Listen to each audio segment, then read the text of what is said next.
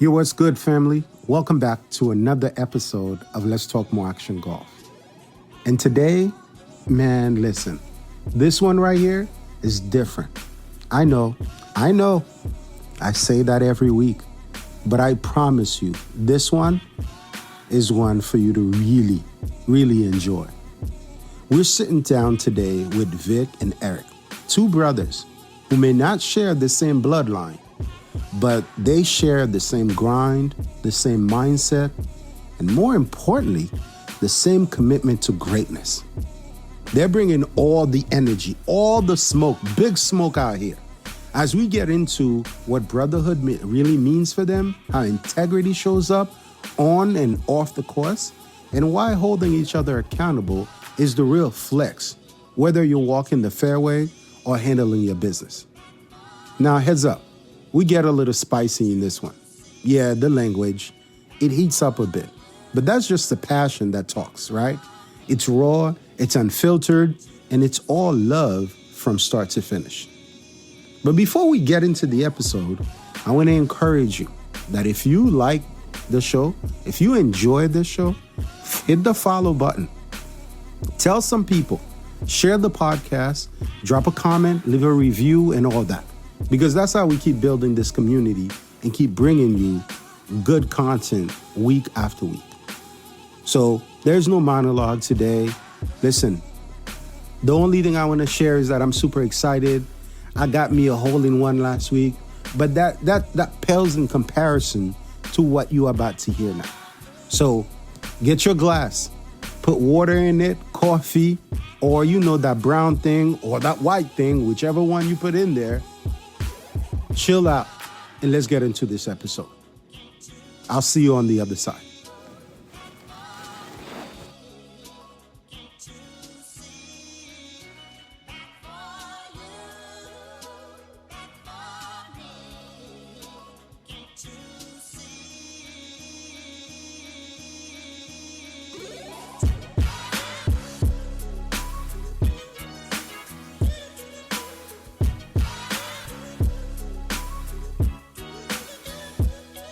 Oh, we starting right now. We starting right now. Oh, okay. My name is Victor Davidson. I'm from Palestine, Texas. My IG name is at Countryboard Ford.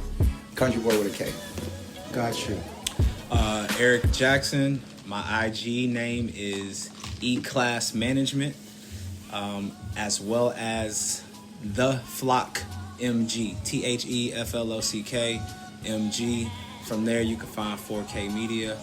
Spelled how it sounds, FOREK Media. Yeah, I do that. Perfect.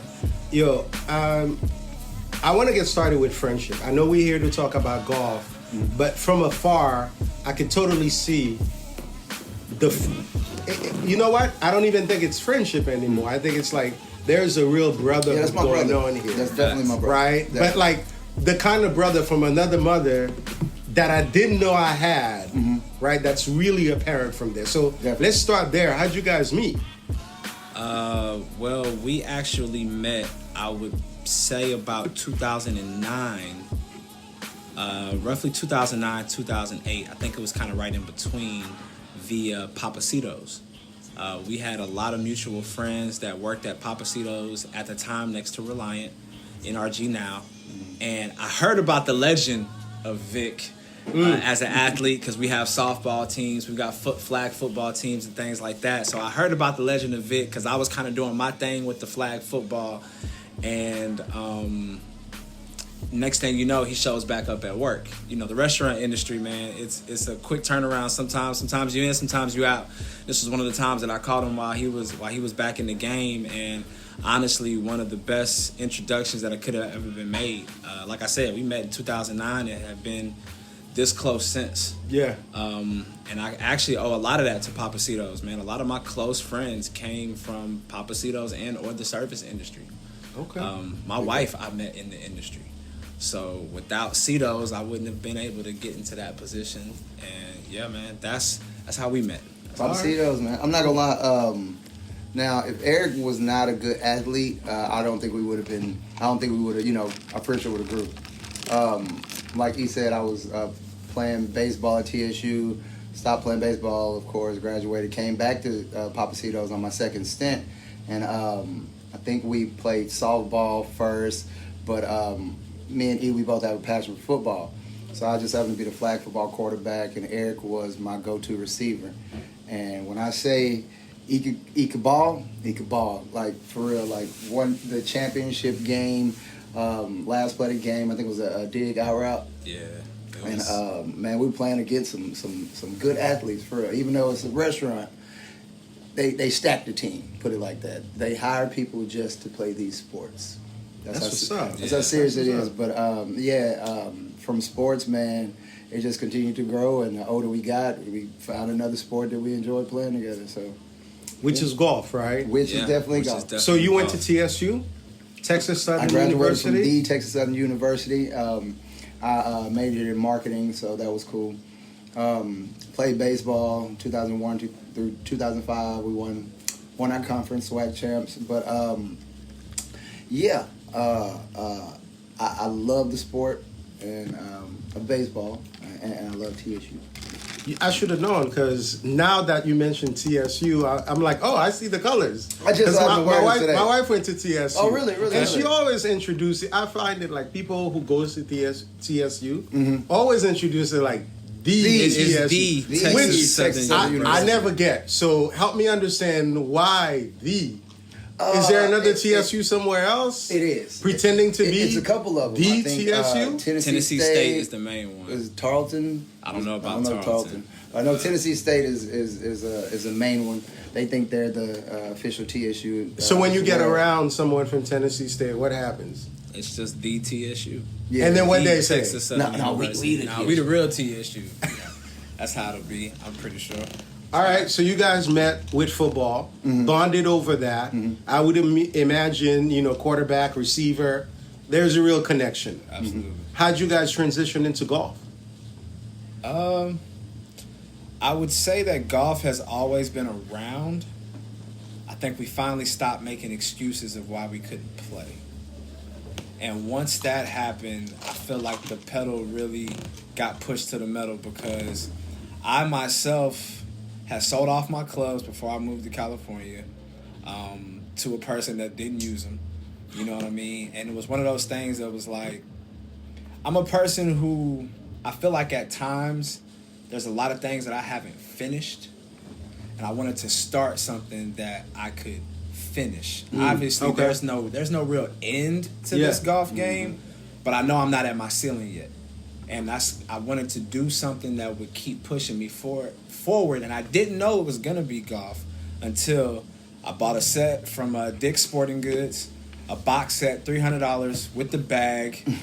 I know exactly what you're talking about. You know what I mean? The top flight set. What I told my wife, I said, yo, babe, when I break 100, we'll spend some money on a real set. You balled out with that set, though. Hey, I broke 100 with that set. I broke 100 with it. I shot a 92 with her in the cart. You know what I mean? And it was like, yo, all right. So just it showed me that although equipment matters, it doesn't if you don't have a swing. Oh, absolutely. I absolutely agree. You can buy a brand new driver. If you got the same old swing, it's not going to do nothing for you. So learning how to dial it down, being told not to jump ahead, but getting some advice, and I'll save that, but getting some advice and just learning how to play within my game got me going. And Vic is not one that's going to just stand by and let you pass him up. I've always felt like Vic was the better golfer out of us because he was the most consistent golfer. Growing up with his dad, playing more than I played, and he played baseball. So I tried to get good quick. I mean, when I started, I was shooting 130s and up. You know what I mean? I'm sure everyone was. Everyone. So, everyone. So to be able to get through, and I feel like him seeing me progress drove him to want to play better. Definitely. And I'm always in his ear like, bro, forget what you're talking about now. You're really a better golfer than me. I just golf more than you. What are you doing? What are we not doing? Where are you not practicing? Yeah. I pretty much, for a while, had his clubs in my truck. You know, so if I'm golfing, you should be golfing. And I think with that, followed his passion for it. And I can't speak for him as to why he's continued. But man, it keeps us close, and we always say when we golfing, we making money. Making money. And Amen, every amen. time we golf, I'm getting an email, getting a gig, he's getting some information or talking to somebody. So that's also why we keep pushing forward as well. Just to keep that law of attraction moving, keep that money coming in. I like that. You know, I think what you're saying here that I want to dial in before, Vic, you tell us a little bit more, is saying that you have someone that drives you to want to be better. Absolutely. Right? And I think, like, to me, I don't know, you know, I used to play soccer when I was younger. I didn't have that, right? So it was like singular drive, like you got to do it. Absolutely. And recently, I had a brother that did that for me. Like drive you to, when I say drive you to want to be better, and I think that's to be appreciated. Like, Definitely. so, but that drive though, we all know that sometimes we can push the line a little bit too much. I'm still learning the etiquette of saying anything to someone while they're on the course about their golf game. So Vic, tell us, how'd you get into golf, and how do you navigate providing feedback without pushing the boundaries of friendship that may be like, bro, I need you to chill. You already know I got a story for that. But first part, I got into golf because my dad. Big shout out to Victor Davidson Sr. I started golfing at an early age, but because I played baseball, I had to stop. It was messing up my baseball swing. I was starting to swing underneath everything in practice. So baseball was my favorite sport. It was my love. So you were shallow in the club before you knew what knew, shallow in the club was. Right. Okay. And it was killing my swing in high school. So I really didn't pick up a club again until after college. And when I did pick up a club, it was more so, you know, just for recreation. And me and Eric started playing, and you know, I felt like I'm good. You know, I'm good enough because I'm beating my friends.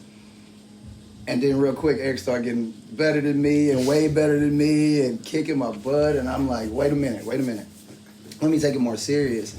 And it's really about, like Eric said, putting in the hours. Eric, he talks about putting in your 10,000 hours to whatever you're doing. And, you know, not saying you'll be the greatest at it, but you'll have some knowledge and you'll be pretty good at it if you put in those 10,000 hours. So that's just what I'm trying to do now. I'm actually playing catch up with him. Finally got some new clubs, so what you got? I got some Callaway Mavericks.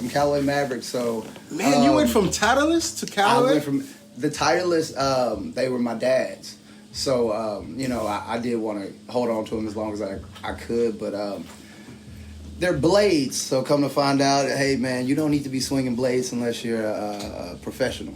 You know, I got a really funny story for you about your clubs. Because I remember the one time we played together, I saw those clubs, and I didn't say anything because 2 weeks earlier, they had those clubs at the PGA Superstore for sale for like $400. And I was like, yo, those look like classic Titleists that I should be getting there. They are. I went over there to try to get them, and the guy's like, man, unless you're like consistently breaking 80, you don't need to be swinging. You do not need to be. So when I saw you hitting those clubs, it took me back. Like right. Oh, and it's because, you know, back in the day they didn't have the you know, the enhanced clubs that they have nowadays. So I'm not gonna say back in the day. My dad's clubs are, you know, ancient, but you know, with the technology nowadays, you have to keep up.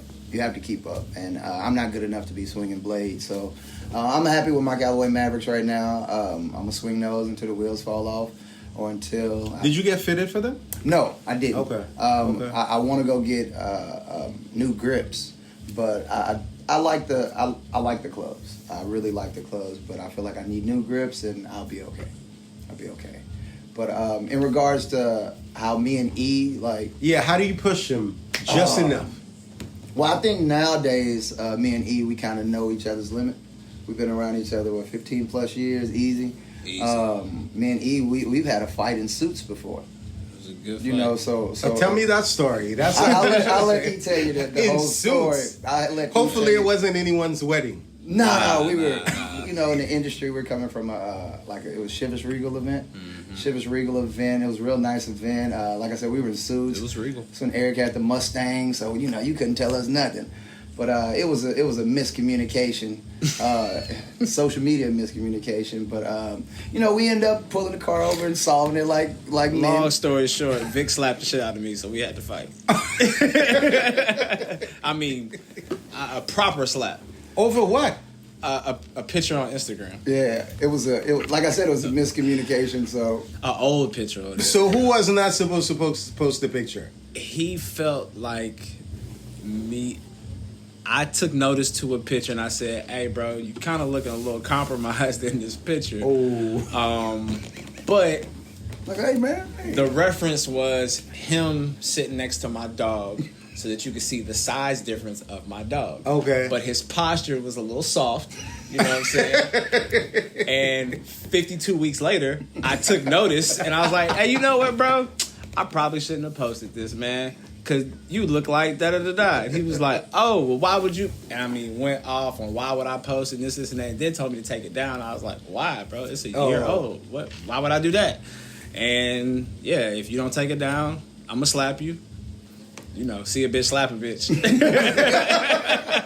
So he said it and followed through. And like a real man should. I parked my car, got out, stood in front of him properly, and with the back of his hand, he met the right side of my face. Ooh. Yeah. I don't know. We may have to edit that. But look. Backhanded. Oh my. And at the same time, right after that, and like Eric, he says all the time now, if I didn't hit you back, you wouldn't respect me. Right. If that was just the end of it, then you wouldn't respect me. And I was like, you're right. Like I probably couldn't hang out with you, man. Right. I'm not gonna lie. We were roommates at the time. Yeah.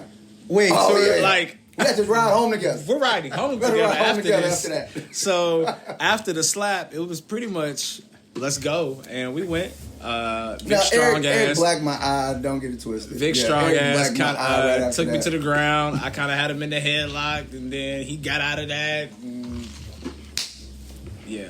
So you know what I always find We've been interesting? brothers ever since. When two people are fighting, right? When two people are fighting, someone at some point, right, has to be in their mind saying, "Is anyone gonna come and stop us?" It was the police. It was the police that did. Yeah, they Okay. drove up. I'm talking like they pulled up from a distance and we hopped up so quick. We all right? Thank you, officer.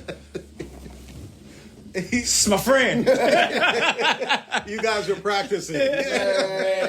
And drove home. He got mad all over again when he got home and saw his eye. Because I always wear a pinky ring. And I didn't realize the benefit of it. Until Right, I yeah. got in a fight and cut somebody's eye. So since then, I haven't taken it off. Or I always wear a pinky ring. That's it. You never know when you're gonna need Never that. know when you need a ring. Yeah, You know? yeah. Especially You gotta pinky put ring. it down. But yeah. So you talk about you got new clubs. Eric, you got your clubs here. Yeah. They're Ping. They are. Talk a little bit about from Dick's Sporting Good box clubs to Ping now. So one thing I can honestly say is the distance. Like I can say that this set is about a club and a half to 2 clubs longer than my last set. So, I could take a 7-iron, and if I really need to end up at 200, I can make it happen. Yeah, it's What crazy. are you doing? I'm not saying that that's a shot that I need to be hitting all the time, but it can be done. My carry for 7-irons about 175 with rollout. Okay. Okay. I can Yeah. get there. If it's a hot day, if the conditions are right, and I want to be responsible and like play short to a green, but hey, I might end up there. Yeah. I can do that. But they're ultra forgiving. I got the Ping G425s. Okay. I got those when the 430s dropped. So, I got last year's shit. Right. Everybody They want give next you- year's shit. No, not in golf, baby. I want the discount. You feel Which me? is the same It's thing. the Like I same see thing. people like Hey. jumping, getting the new folks are getting the QI 35, and I'm like, What are we wait, doing here? it's the Wow. exact same thing. What are we But- doing here? Okay. So, for me, That driver you hit 325 today. What type of driver is that? Yeah, he hit about easy that was my Ping. 325. It was not into 325. It was probably about 280. You lied. The one ended up right by the green, past the hill, up the hill. Maybe 300 with the wind. Oh, It was a good swing. Oh, that's dope. It was a Where were good you guys swing. playing? Wildcat. Wildcats. So, Okay. Yeah, I love these clubs, man. I honestly feel like I don't want another set until I break par. Okay. However long that may take. Yeah. If it takes another 10, 20 years, I'm happy with this Yeah, set. Even when yeah. I bought them, the dude was like, because I got them also when they were on sale. Like my irons only cost me $700. And then I pieced together. Good deal. I pieced together the big clubs. Okay. While I still had my top flight set. Okay. You know what I'm saying? So you were playing ping irons. I had ping. I had my top ping flight. big sticks. Okay. Before I got my irons. Ah. You see what I'm saying? Okay. So I had my top flight irons, but I switched up and got these. Okay. Then wifey held it down, and Christmas came, and she said, the bonus came through. She said, "Baby, go get your clubs." I said, "Oh, Big blessing." How often did you have to talk about getting new clubs before she's like, all right? Every conversation was about, babe, because my game is really adjusting right now, and I just know, like, with the right forgiveness and this and that. And like I said, it did help that the first time I broke 100, she was with me. She was there. And she saw it. But what was so funny, it was like, she was on her phone, kind of a little bit. Good I job. kind of had to stop her and was like, "Hey, babe, I need you to be here with me. Right. You didn't see this shot. This is huge right this now. This is newly breaking hundreds and stuff. So yeah, but nah, I love these clubs. It's interesting you talking about wife because my wife used to go with me, and when I was trash, right, and I remember she was like, "Babe, can we go? Can I come with you when you're much better? I'm tired of getting out in the rough." Getting bitten by mosquitoes. Right. And then when I finally got a little better, I brought her, and I don't know whether she was making fun of me. She probably was. She's like, "Wow, the view over here is so..." It's easier from the fairway, they say. It's way better. That's It's so much hilarious. better. That's So hilarious. yeah. Yeah, wifey still hasn't seen me play at this level yet. Oh wow, she's gonna be surprised. I hope so. Yeah, she's gonna be hopefully surprised. I keep up with it. Okay, so you got new clubs. What are the goal? His goal: no new clubs until he breaks par. What's up with you? For me, I'm just trying to stay breaking 95 on a consistent basis. Honestly, I have to thank Eric for the growth of my clubs. My putter, it came from Eric. I think my driver. Yeah. My driver came from Eric. My old 60 came from Eric. I was content for a second with, I'm good. Yeah. And Eric was like, "Nah, man, you need different stuff. You need this type of putter. You need this. You need a Sunday bag." I got my Sunday bag from Eric, and it little stuff like that helps the game. Like being able to walk up to the green with, around the green with clubs. Yeah. Multiple clubs. Oh, man, I don't know. Maybe I need the 60. Maybe I need the 56. It makes a difference. And those little tidbits I picked up from E. I might be the older brother, but I'm learning everything from the younger brother, like for real. So I appreciate that. But like I said, my goal is just to break 95 and practice more. I know I don't put in enough practice. Even if it's going outside, I need to be outside chipping. I need to be in the house on this putt mat. I think Eric tells me he hits, I don't know how many chips and putts a day. You can see it in his game. So I have to start doing that. So that's my goal. Practice more, break 95, and just keep being consistent with the game. So this is crazy because when you say break 95, I'm taking aback a little bit because when I played with you, that was not the game of someone who's trying to break 95. Right. But doing it consistently is different. Consistently. You know what I mean? Okay. In my I could have a perfect world, 90, 92, day or a couple days, or I've hit a 87 before, but consistent, knowing I'm going out and, the highest I'm gonna shoot is a 95. Nah, I don't feel that all the time because I'm not as confident with my game right now. So is it just the practice or are there other factors that gets in the way? I think it's the repetitions. I would say the practice. If I feel like if I put in those, it's like playing any other sport. Yeah.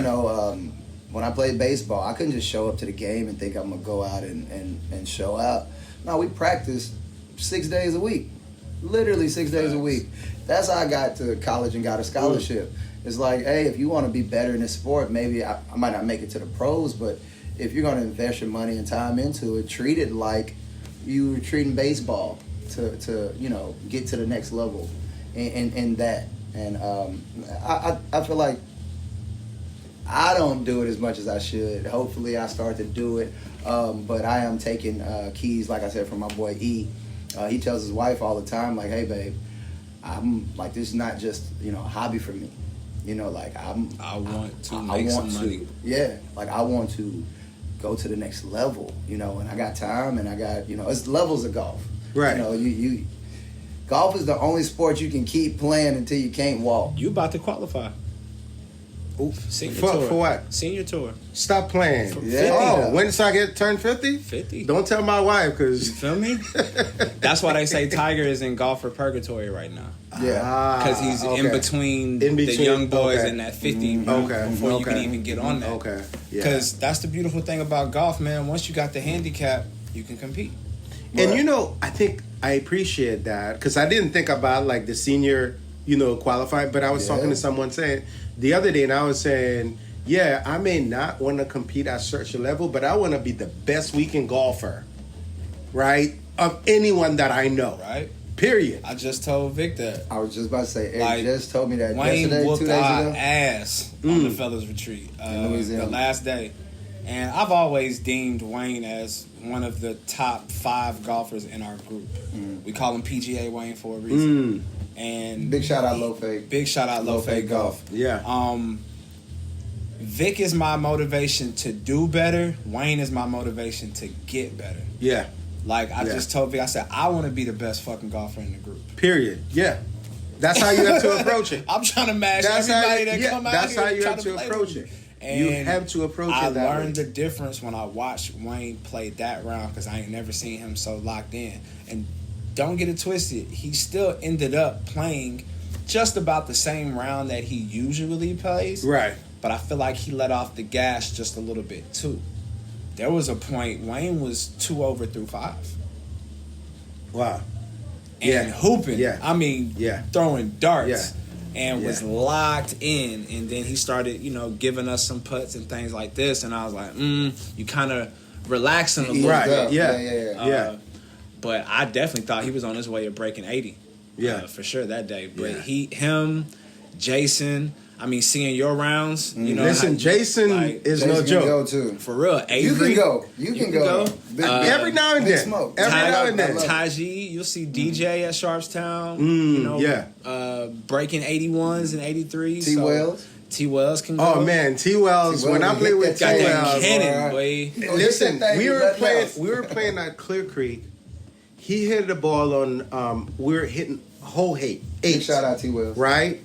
We were playing at Clear Creek. He hit his ball so far we couldn't find it, only to find it literally 5 yards from the green. Yeah, whole ace of doozy. That's the easy 280. Yep. Yeah, to the front.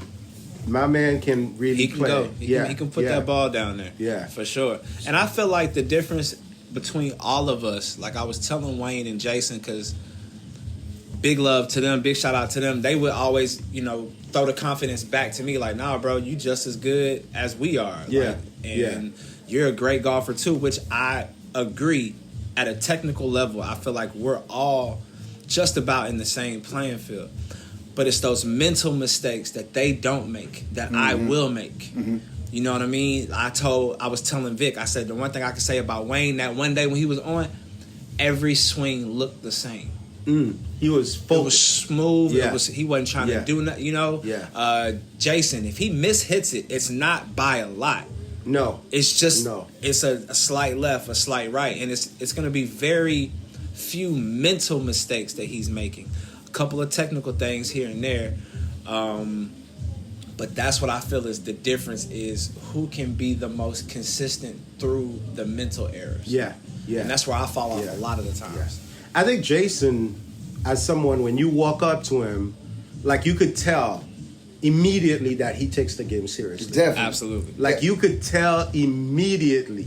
And every routine is the same. Or I was going to say, you just have to watch one practice swing, because it looks just like he just teed off on the ball. Yeah. Yeah. I love his consistency. Yeah. Jason, Low Fade, Wayne, I love the consistency. Those boys, they go practice. Yeah. You know? Yeah. And make sure y'all follow Jason, Golfing with Mid. Yeah. Golfing with Mid. Y'all obviously already heard him and Wayne on the podcast, so Yes. keep up with them. So we're on the course now. We're talking about the course. Let's talk about your confidence level on the course, right? Are there any clubs that when you pull out that club, no matter what's going on around you, you lock in, and 99% of the time it's pure? If we're talking out of the fairway or off the tee, then my hybrid is my baby. I got a 4 hybrid that I modified to a 3. Okay. Because I have a 4 iron. Okay. And if it's anything within 200 to 220, I'll swing that club and be golden. Like, it saves me on a lot of missed drives. Okay. You know, Yeah. I can definitely drive the green. That and my 56 degree. You give me any shot that's worth a 56 degree, I can. You're not missing. I'm not missing. You're not missing. Yeah. What about you, Vic? He's not. I would say, I guess tee box or out the fairway would probably be my 7 iron. Like I said, I got the new clubs, so my 7 iron, I'm loving it. I actually want to get, if I can afford it, get all my clubs shaved down to that length. On some Bryson? Yeah, I love it. I love it. You want all your clubs to be the same length? The length of the 7, Okay. except for my driver, of course. Okay. But, yeah, as soon as I get enough money, that's my plan. Yeah. Get the grips and get that shape down. But around the green, I want to say my putter.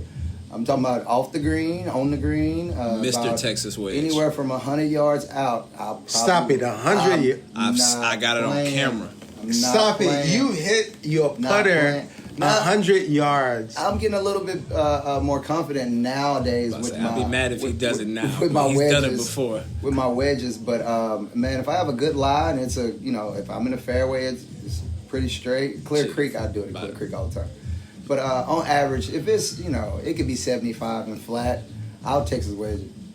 I've never pulled out my putter in that way. I'll Really? do like a 9 iron or 7 iron. Little bump but around. never my putter. I never thought. And I think it was a confidence thing for a long time as well. Not having, just not having the confidence with my 56. But now my chipping is coming around nowadays, so I try to keep the Texas wedge, like right on the fringe. But yeah, I'm not chipping from the fringe. I'm still Texas. Yeah, I generally don't chip either. Yeah, I'm Texas wedge. Yeah, I can't Texas wedge to save my life. No. Nah, he tried it today. I tried it today, pushed it by Trash. 8 feet past the hole. Oh my God. Took the ball back, chipped it just to see 3 feet. It's just, I don't know. Go with what you're It's confident what I got. with. I think my 56 also has a W sole. I try to explain to people the difference.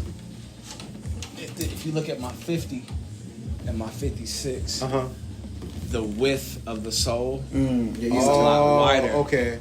So You my have turf greater interaction, bounce. Yeah. my turf interaction is just crazy with my 56 degree. Yeah. So I'm thinking about my next goal is to get my 50 and my 60 as a W sole. Okay. So I can get through the shots that I need to get through. Luke, I know you're interviewing us. Do you have a club? A favorite club? I think for me, my 9 iron, like I could just close my, I close my eyes all the time and I hit with it. Like 9 iron, never. In fact, if I'm having a bad round, no matter what the shot is, I'm hitting the 9. Just to get myself back. Really? I hit my 9 iron. I've talked to Vic before and I say, bro, you hit a 9 iron 4 times, you're parring a par 5. That's 600 yards. I'm telling you, like the average golfer is gonna hit their 9 iron 150 smooth. You do that 4 times, you just did 600. Who has the balls enough to do it though? You know what I mean? Oh man, I've never been afraid. Yeah, I've never been afraid. Like in fact, like I practice. Sometime I go to Clear Creek, I take 3 clubs: putter, 9 iron, and my 3 iron. That's beautiful. Like I do like a super twilight, and that's all I play with. Because to me, it's like, oh no, I want to get so comfortable with these clubs that I don't have to. And what you even gonna do when your driver's off? Right. There you go. Right. Yep. Or if you're playing at like a place like Herman Park. Right. Like lots of trees that you need to be straight in, The one round, I think I got low round when I went out with the guys. I think you put your driver up.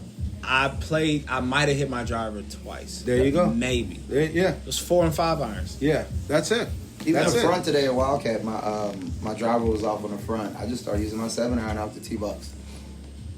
If I can hit it 195, I'm okay. The goal of the game is to get in the hole. That's it. No one remembers how that happened. So since we're talking about that, let's talk a little bit more controversial. Like, for sure, what are your pet peeves on the course with yourself, other people you're playing with? What irks you?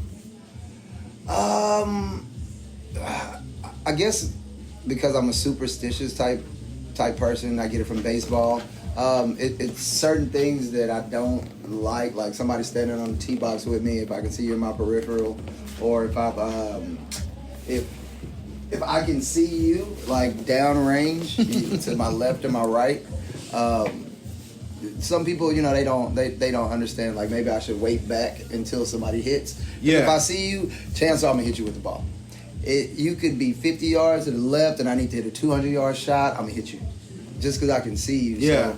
So I guess you wouldn't really say it's a pet peeve, but I guess that's something that really it messes with my game, and I'm trying to work on it. Do you talk to people when that happens? You tell folks, can you step back? Because I've almost hit a couple people. Okay. And I'm talking about like right off somebody golfing with us right off the tee box to the left, like 10, 20 yards. Yeah. And after the first time, people understand, but I don't want to kill anybody on the golf course. Yeah.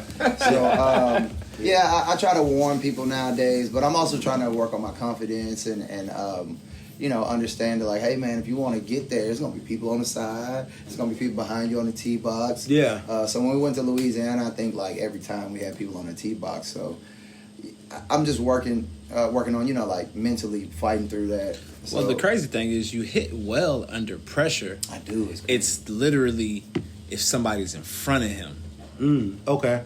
What Vic can see, Vic will hit. We used to, if we're not having money on the game and we just out at the creek, just getting some practice rounds in, I'll tell him where to hit. Hey, bro, hit that tree.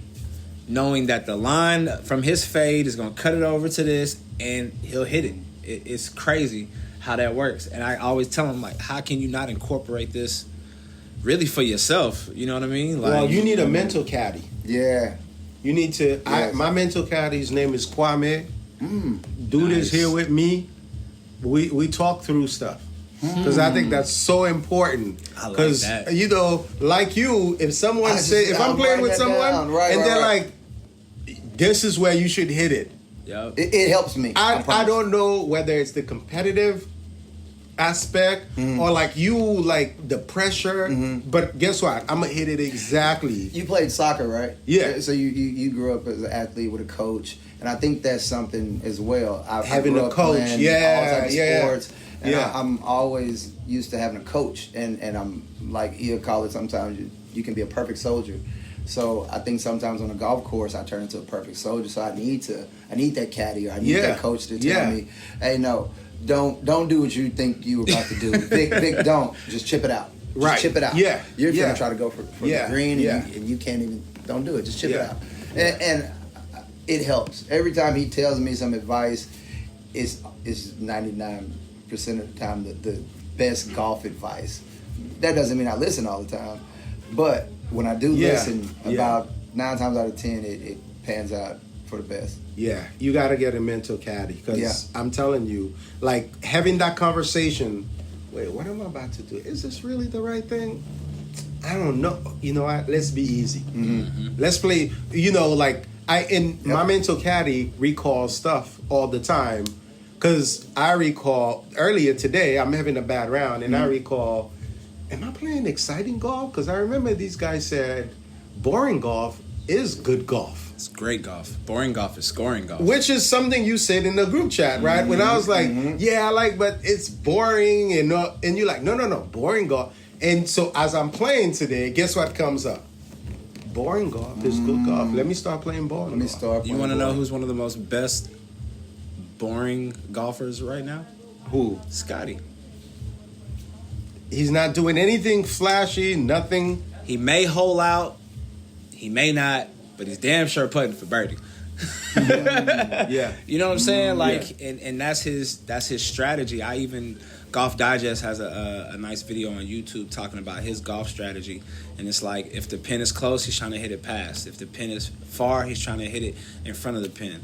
And sometimes it's the perfect number, sometimes it's not, but he's always on the green. You know what I'm saying? Yeah. And he plays his shots. I mean, Scotty gives me confidence in making it to the next level just based off his feet work. Yeah. It's terrible. I love that shuffle. Yeah. It's the Scotty shuffle, 'Cause I but do it nobody's going to sometimes. tell him nothing because ball contact is it's chef's kiss. When they But say you know your what? swing is your swing. Seeing that, exactly. I always think, I mean, when I came across like, oh, golf is super technical, but it's also very personal. Because I try to study Tiger's swing to be like, let me do it like You're that. not him. You're not built like Tiger. Like we ain't Tiger high. God didn't do that for you. And you know the other thing also too, a lot of time you see people on the course with some swings that you like, where is this coming? What are you doing? What are you drawing in the back with the head of your driver? Because they're Everywhere. We got to. but then it brings it down, it hit it straight. You know, so for me it's always, you know, like really fascinating. E, what's your pet peeves on the course? Pet peeve for me. It takes a lot for me to get rattled, but pace of play is one. I think Pace of play with folks you're playing with, it or don't matter. or people in front of people you? in front of me mainly. Okay. Because if I'm playing with somebody, like as long as we get done when we get done, I'm cool. But like waiting on somebody in front of us for an extended period of time to where I can't get my groove. That's just about my pet peeve. And even now, I can't say that it gets to me or affects me, so to speak, but I know when I have to kind of turn off my mode if I'm waiting too long. Yeah. Like if I'm locked in and I'm waiting, it's like, you know what? Okay, well that was that. Yeah. You know, Yeah. I guess we'll just see where the swing takes us. It happened to us today. We started off 15 minutes ahead of pace and ended up 15 minutes behind pace, and we were balling. Like not necessarily playing great golf, we were moving. Right. Yeah. And that's all that's all I ask for. Yeah. You ain't gotta spend time looking for your ball, all that. Like, you know, hey, take the drop. I'm gonna take a drop with you. Like, yo, let's Take the drop. Let's keep this moving. You know, I don't have any Shit. data to back this up, but I definitely think pace of play plays a big part into your tempo. How you play. Oh, absolutely. huge. Right? How you move, like how you find your groove. If the person in front of you is moving really slow, so that now you're calculating, okay, I'm doing this, I'm doing that. And then immediately when you're ready, then that person is like still around. It definitely, pace of play definitely, you know, gets in the way of doing that. So do you say anything? Nah, because a lot of times, depending on where we're at, what we're doing, there's really nothing you can do about it.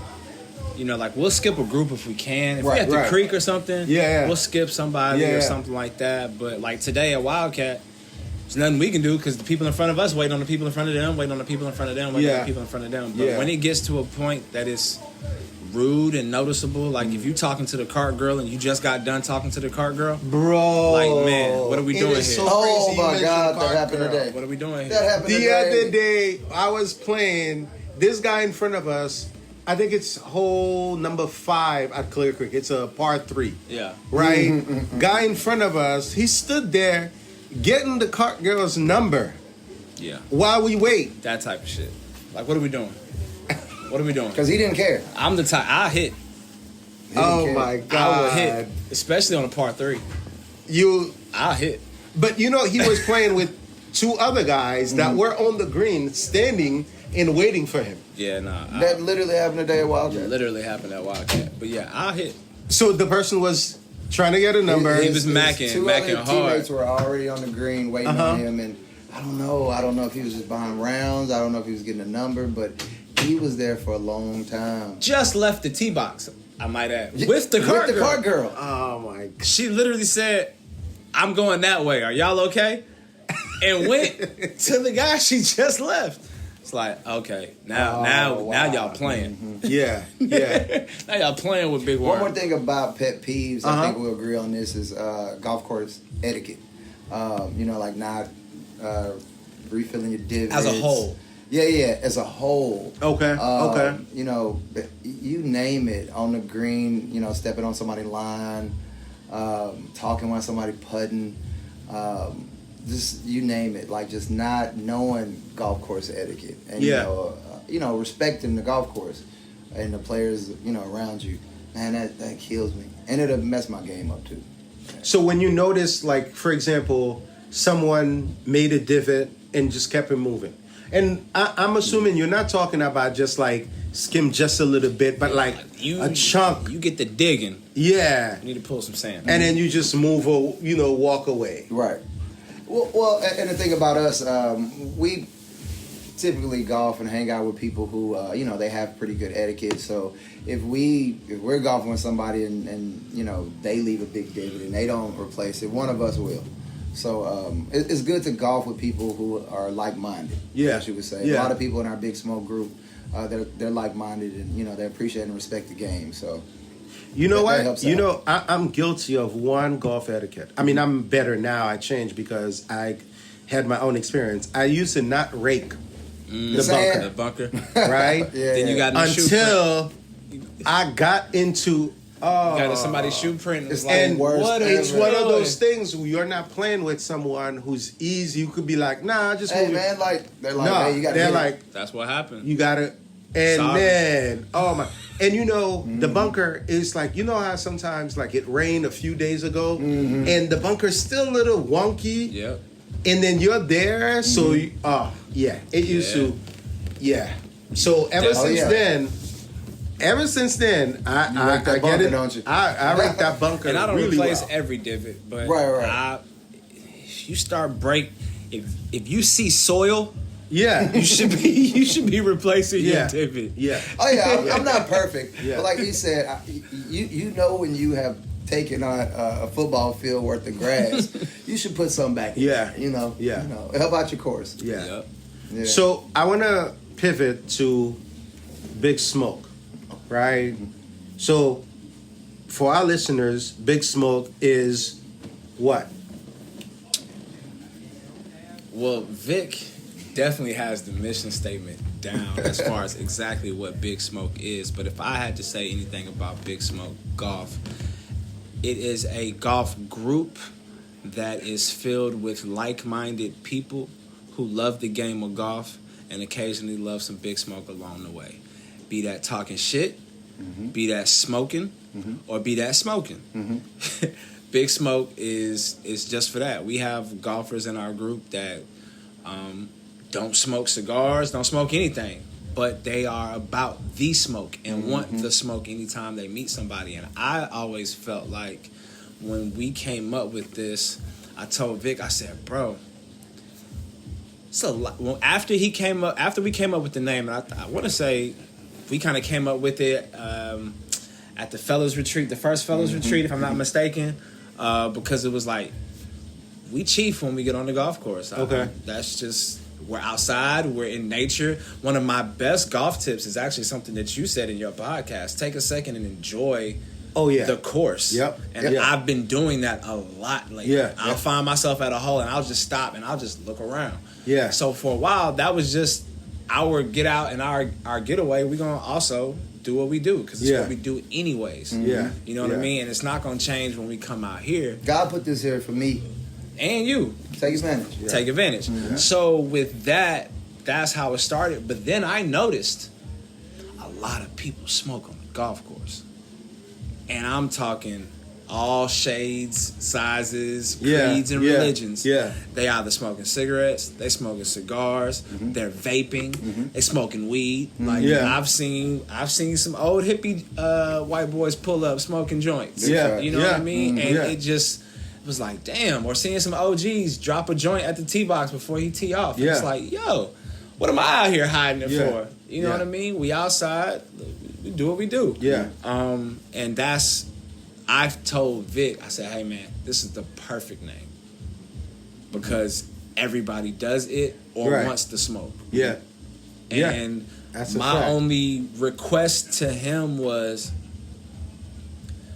make this a cultural movement. Make this, and not a black thing, a golf culture society. Not a brand, not we're a brand, but not an apparel company. We don't sell golf clubs. We just want to start as something that is accepted by everybody that's playing, and anybody can be a part of it. You could be good and still be Big Smoke. Right. You know what I mean? Yeah. You could be a 7-iron golfer and still be Big Smoke. You could be for the culture and still be Big Smoke. Yeah. We want to build that. And from there, who knows? I like that. Everything will come like with that. it. But that's I like that. my take on it. Okay. All right. Vic, what's I your want to take? say you pretty much hit the nail on the head.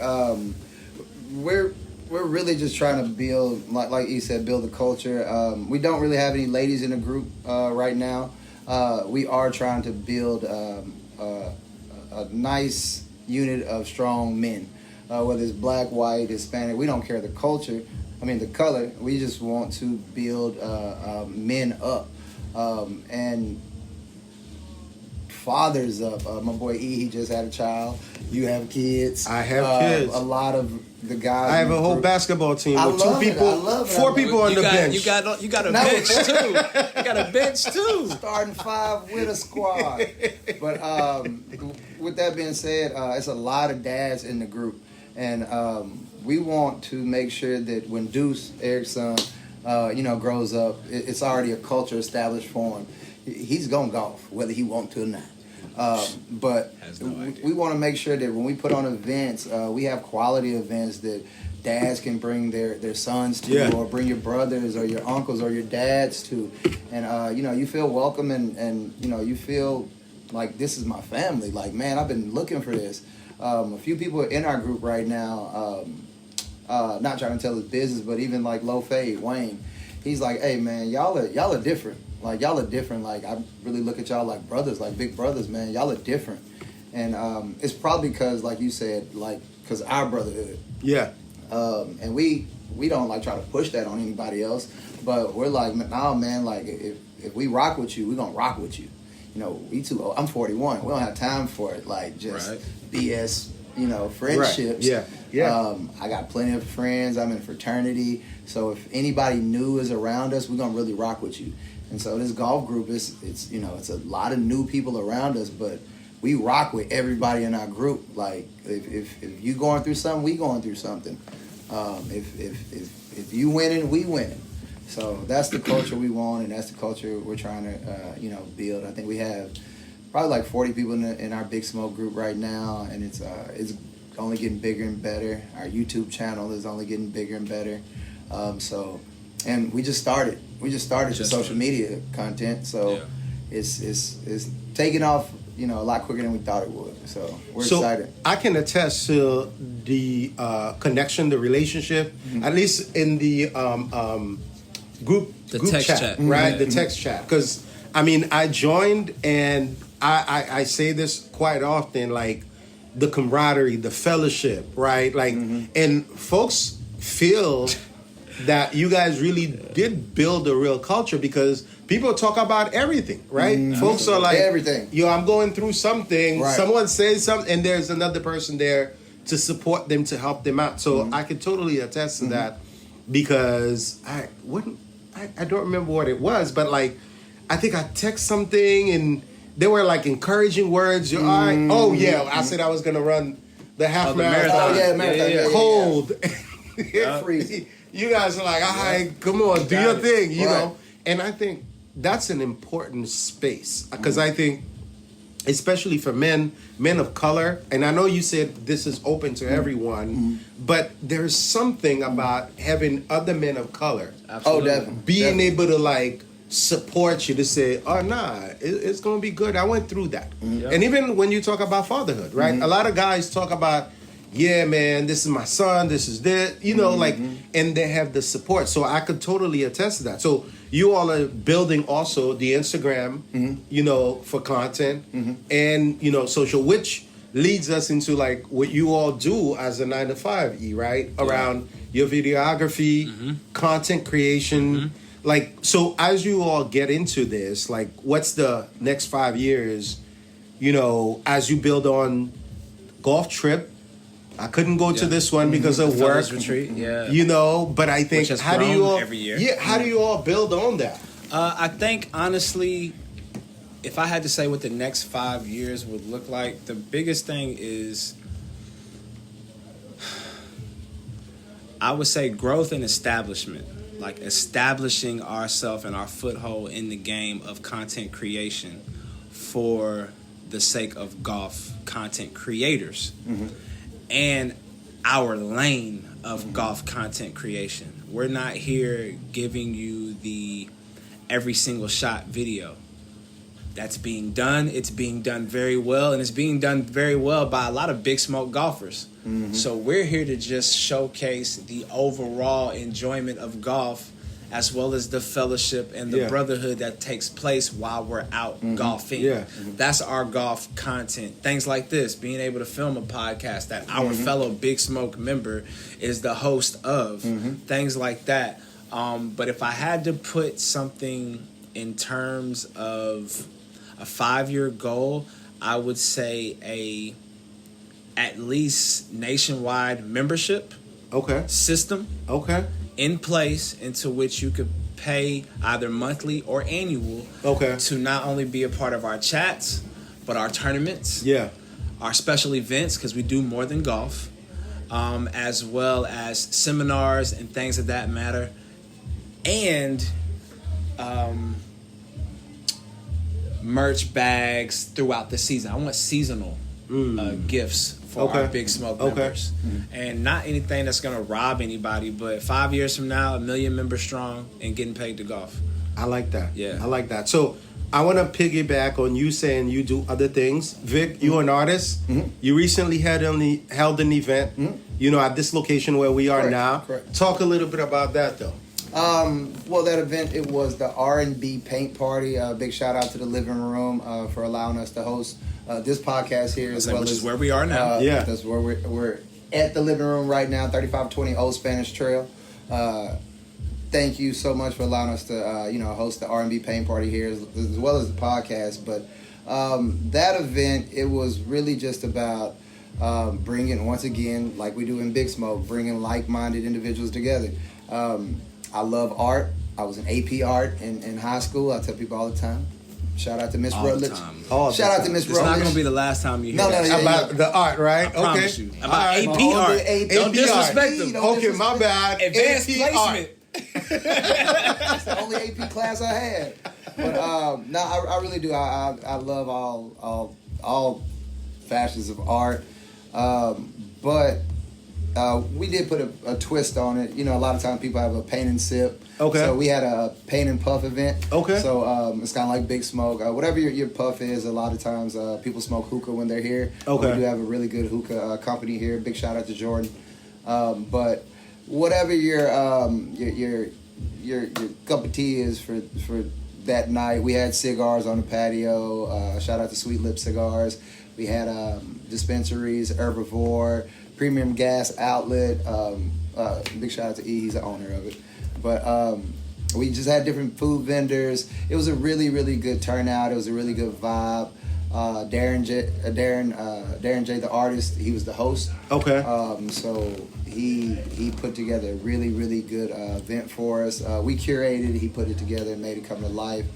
But some nice pictures. It's a really, really good event, man. If you love art, if you love networking, meeting new people, and just vibing. It was a beautiful patio day. We try to do it outside, but the weather's been getting really nice. The weather's been amazing. I'm ready for this time change. It's coming. So hopefully we the plan is to host one every month. They're always themed. This past one was a 90s theme, so it'll be themed every month, and we hope to just grow bigger and better. So AP Art Vic. AP Art. Act like you know. Okay, that's it. So we wrapping up. I always want to ask people, worst golf experience and best golf experience. Okay. Worst golf experience. would probably have to be probably around at Southwick. I can't think of a specific one, but What made that round the worst golf experience? Is that the one? I feel like we had a real racist That's not the experience. collar shirt one, is it? Ooh.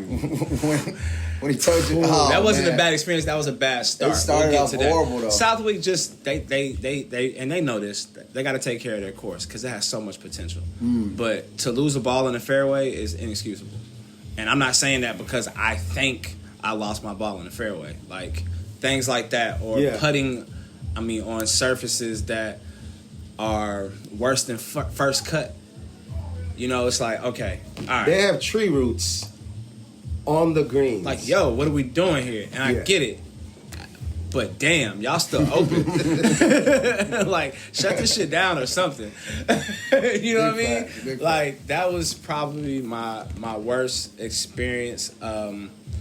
Just for a round. And not, like, the customer service is always great. It's just the course. Yeah. That's it. Yeah. But that was some bullshit.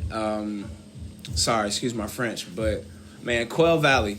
I'm shouting them out. Quail Valley, Elder, and they have. And it's so crazy because the courses are so nice. And it was never like this, but it started off bad because the range was closed, the clubhouse was closed for renovations, so pro shop. Okay. So we didn't walk in to check in. I had to walk to find this guy who was standing in some shack that was pretty well put together considering this is where he's taking tee times.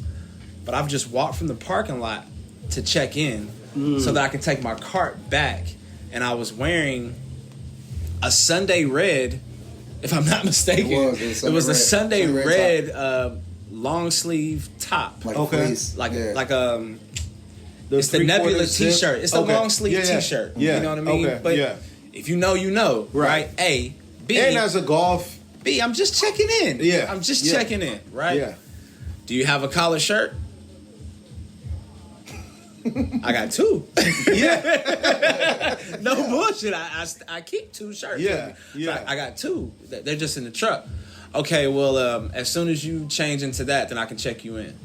What? Yeah. I was like, ooh. Now, So let for people who are listening, let's put this in context, right? Quail Valley is not a country club. It's Not at all. considered, and it's not like the best club around. It's not. No. With the best and green, if we're talking a club in which most of the players are going to be residents of the neighborhood, it's pretty black. right. So You know what I'm saying? So the experience is not like it's brand new, Right, like- that this man is seeing Right.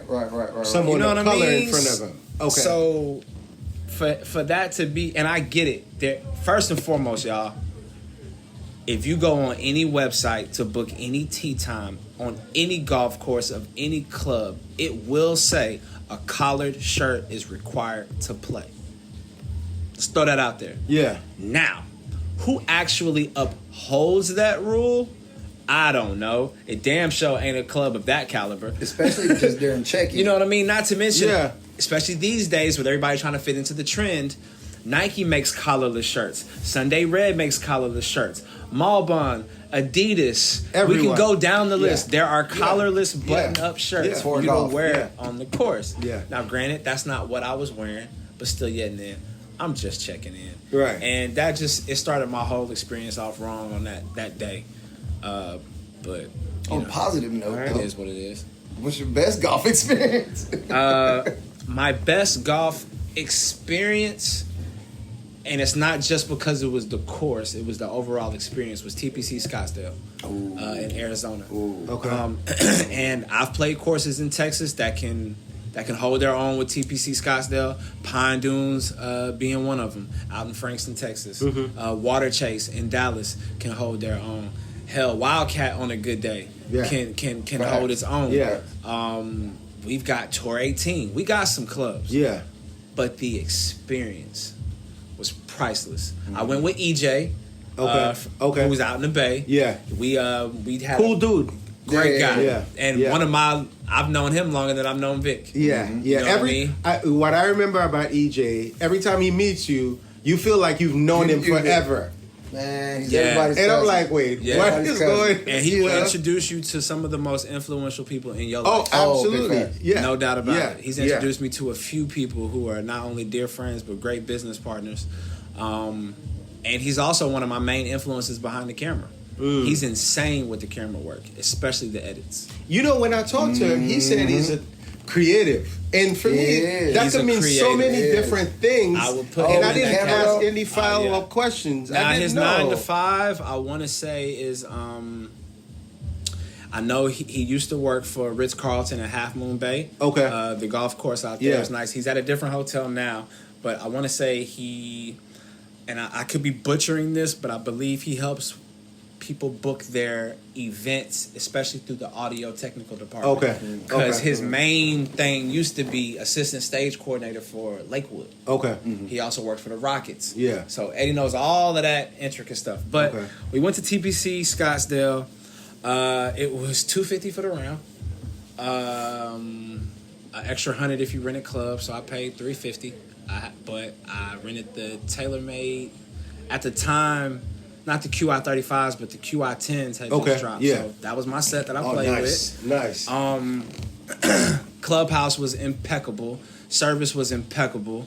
Talk about the service, because I've had one experience. I want to hear what that was. for So I went. I mean, now granted, you get to the clubhouse and we're just talking and we're getting our team. They're telling us like, okay, you've rented your clubs. Here's where you need to walk to. Yeah. Blah, blah, blah. Walk over. We got our names on our golf cart, which my stupid already self, set up. I didn't take the sheet like Vic told me I should have. Gotta So take you got that, Jackson man. and you got Hill on my golf cart on our golf carts. We go to the club rentals and you got to pick between TaylorMade, Callaway, and I want to say Mizuno Okay. and Titleist. Yeah. Were the clubs they offered. Picked TaylorMade. Load your bag up. They do that for you already. They did that. They put it on the cart. We changed, and then we go over to the practice area.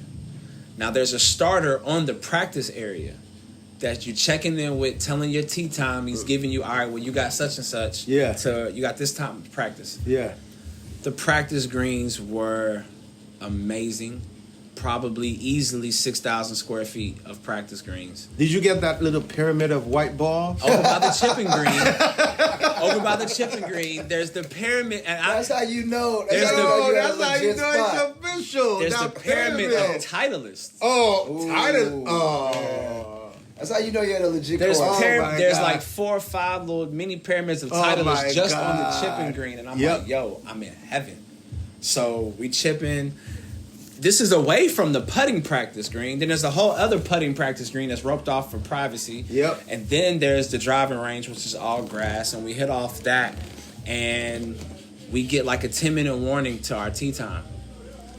I hear him radioing to the first tee box, Jackson and Hill on the way.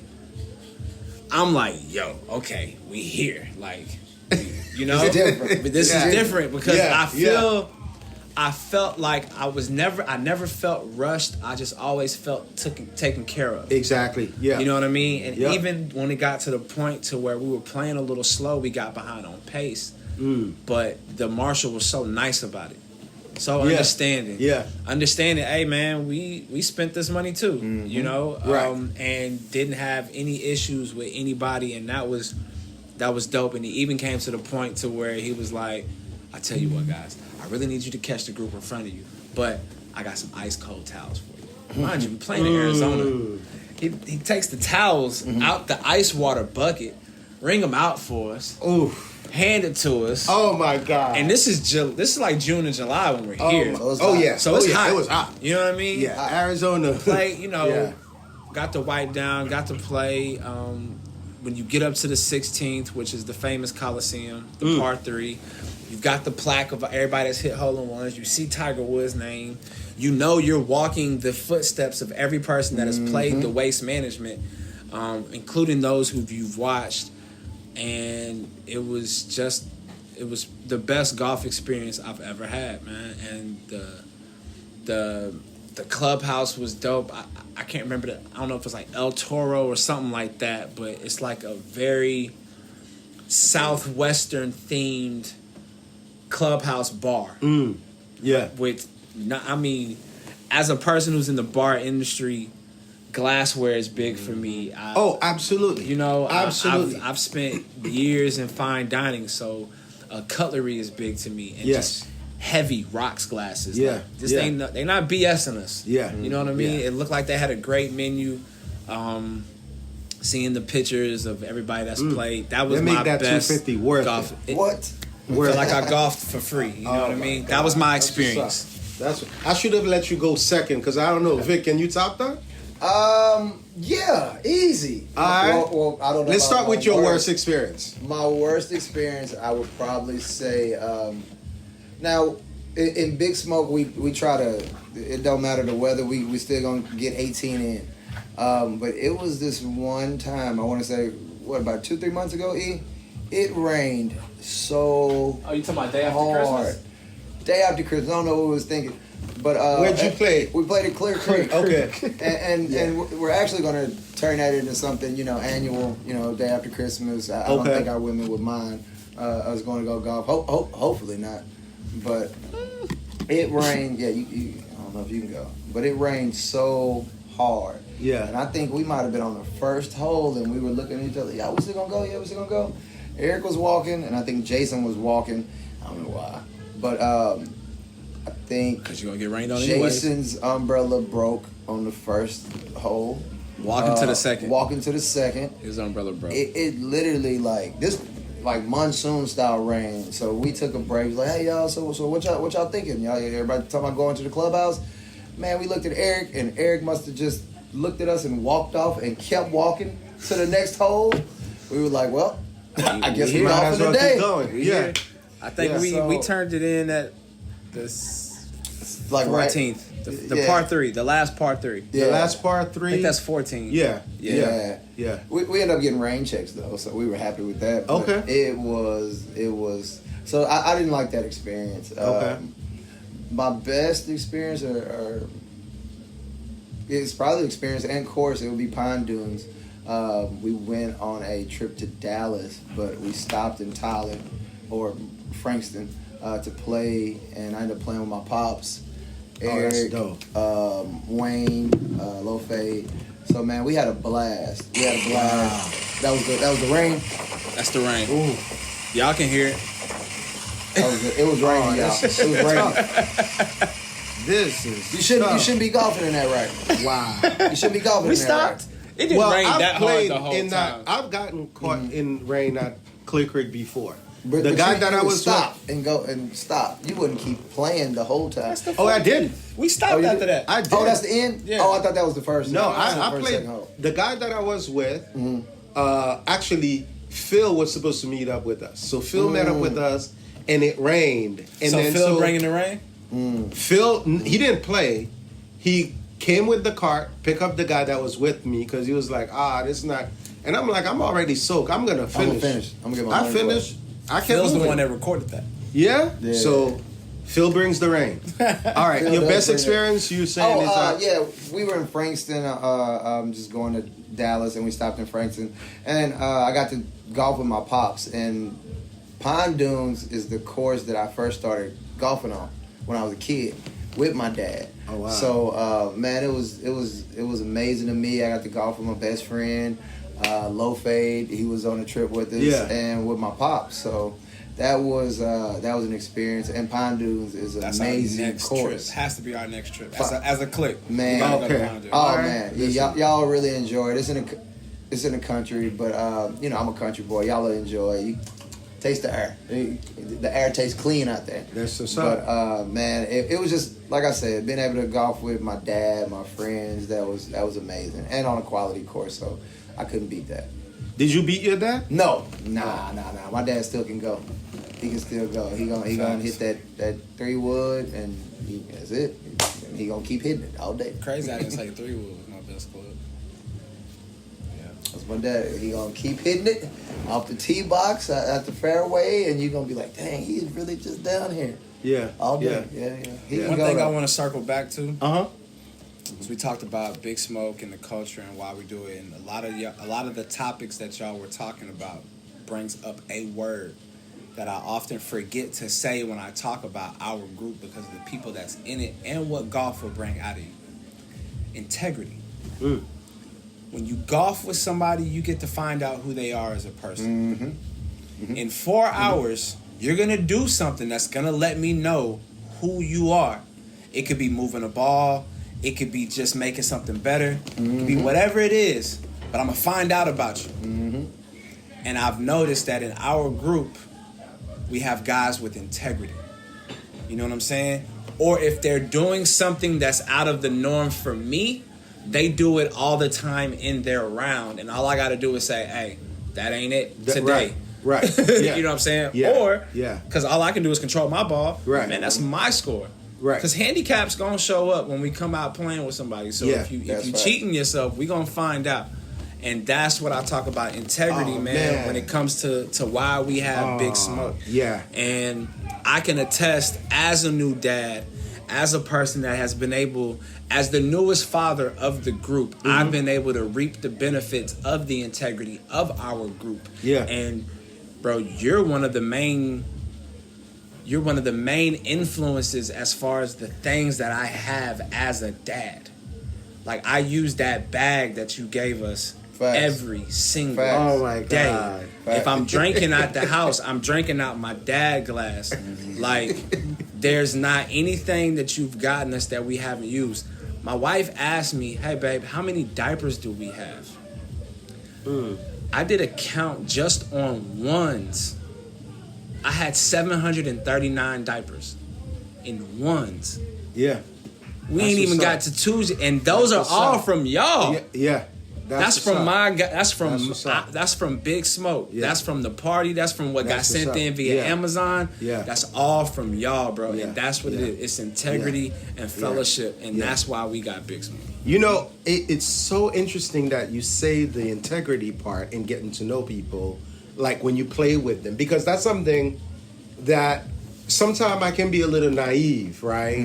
When you're playing with people, you're not paying attention.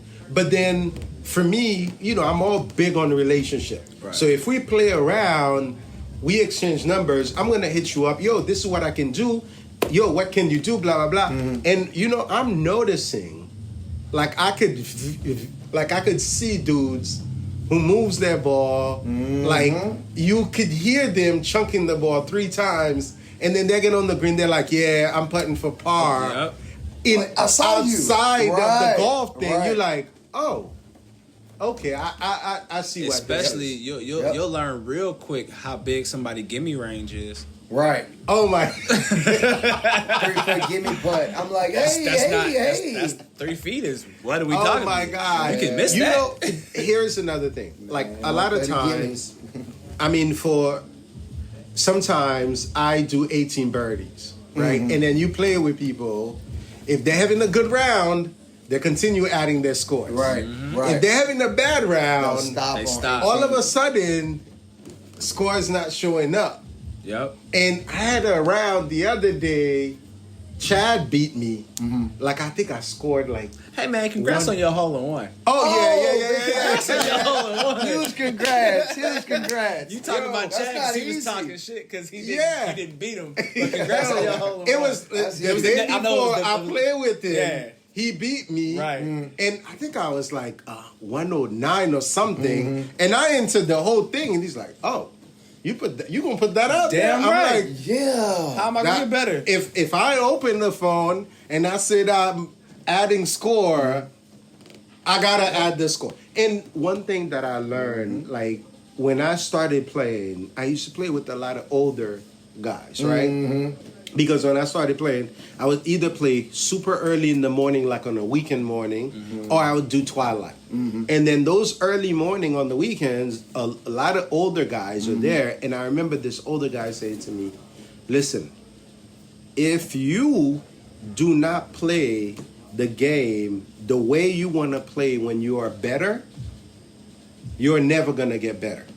Right? So that means if you shank it and it goes 10 feet or it's there and you don't play it as it lie, you're never going to get better because you're always, that muscle memory is always going to try to get something better. You always want to move the ball better. You want to always you always want to take a mulligan. Now when I play, I don't take mulligans. It's went to the left, I'm gonna take a drop and keep playing. And I think I never thought about that. Like the integrity part on how, because as soon as you said it, I think of two people that I'm like, I see. You know what I mean? Like I immediately, I'm like, that makes sense. Like some people, they only play a double bogey. Like they only play 2 over. You know, so after that, then what happens? They walk off. They pick like the in a ball tournament, up like triple bogey is your friend, right? Kind of thing. So you never triple bogey, right? Or you got people that's just how they play. That'll always put their ball in a favorable lie.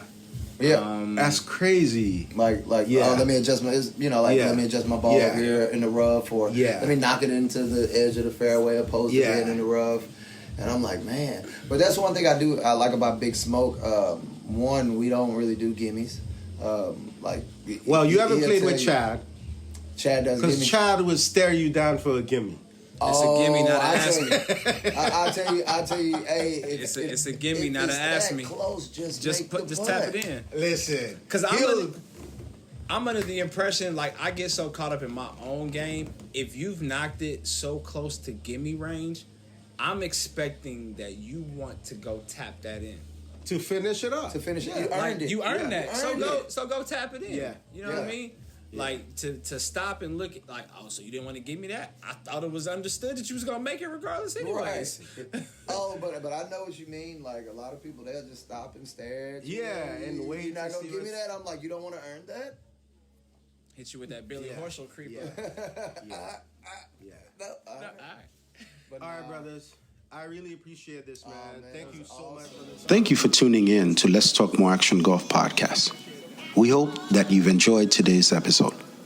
A big shout out to our producer and creative director, Ajane Josafa, for bringing the show to life. And a special thank you to Sid Mac for our fantastic music.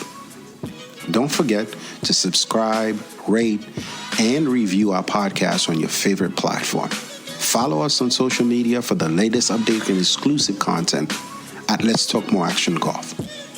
I'm your host, Luke Josafa. Until next time, keep swinging easy, and remember, let's talk more action golf. Life's a maze, keep your head high when you going through it. I saw dead bodies look in the eyes of the living, held back as you held back from making bigger decisions. We get lost, but this journey comes with us down, that's a given. That's a given. That's a given. We get lost, but the journey comes with us down, that's a given. That's a given. Let's talk more action golf.